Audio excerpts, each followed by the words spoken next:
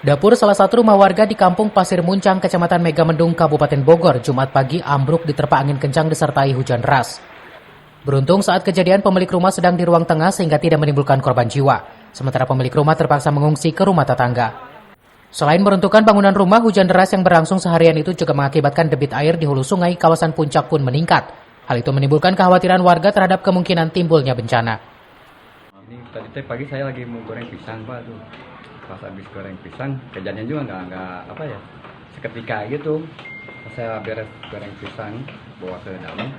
Belum nyampe ke dalam sih baru satu langkah, udah ambruk dari kejadian kira-kira jam 6.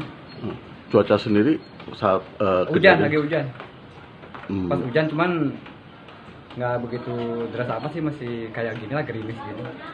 Itu yang dialamin rumah Bapak rusak apa aja Pak, selain kamar mandi, dapur itu ambruk? Kalau yang parah mungkin cuma kamar mandi sama dapur doang. Cuman sebetulnya emang udah nggak layak huni sih, rumahnya juga udah pada hancur sebetulnya.